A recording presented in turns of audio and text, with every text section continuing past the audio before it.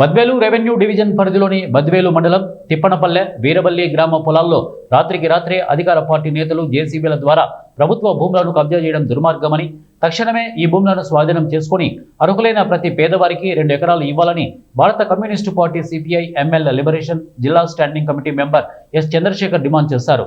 రాత్రి కబ్జాకు గురైన ప్రభుత్వ భూములను ఆ పార్టీ బృందం ఆధ్వర్యంలో పరిశీలించారు. ఈ సందర్భంగా ఆయన మాట్లాడుతూ బద్వేలు మండలం తిప్పనపల్లె వీరబల్లె గ్రామ పొలం నందు సర్వే నెంబర్ 364లో 13 ఎకరాల పైబడి 381, 82, 83, 84, 85 సర్వే నెంబర్లలో 50 ఎకరాల పైబడిలో పోలు నాటి జేసీబీల ద్వారా కంప చెట్లు తొలగించి చుట్టూ ఫెన్సింగ్ వేయడం చూస్తుంటే అధికార పార్టీ నేతలు ఏ మేరకు బరి తెగించారో అర్థమవుతుందని వారన్నారు. తెలుగుదేశం పార్టీ నాయకులు కూడా ఈ రకంగా పాల్పడడం అది మంచి హేయమైన చర్య అని మేము అయితే అనుకుంటాం. సిపిఐ ఎంఎల్ లిబరేషన్ పార్టీగా ఏదేమైనా పాలకులు పేదలకు భూములు పంచిమంటే ఎక్కడ లేవని చెప్తారు, కానీ ధనవంతులు ఎక్కడైనా ఆక్రమించుకుంటే నామకవాస్తిగా ఇవన్నీ జరుగుతాయి తప్ప దీన్ని ప్రతిష్టంగా గట్టిగా పనిచేసి దీన్ని కూడా పైన ఎవరైతే కబ్జాలకు గురైనరో వాళ్ళను ల్యాండ్ గ్రాప్ కేసులు పెట్టాలా.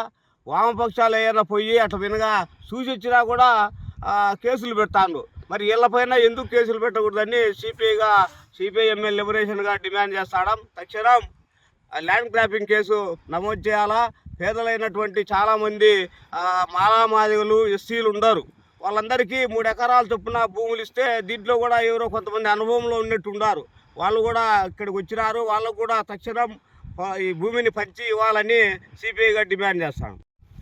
కడప జిల్లా బద్వేలు నియోజకవర్గంలోని బద్వేలు మండలం తిప్పనపల్లె అదేవిధంగా ఈరబల్లి గ్రామ పొలాల నందు వందలాది ఎకరాలు ఈరోజు ఆక్రమణకు గురైనటువంటి సందర్భం స్పష్టంగా కానొస్తుంది.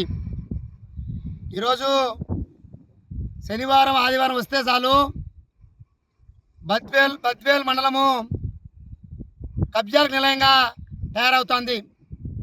ఈరోజు శనివారము మొదలు పెడితే తెల్లవారం ఆదివారం వస్తుంది కాబట్టి అధికారులు ఎవరు ఉండరనేటువంటి ఉద్దేశంతో మొత్తం రెండు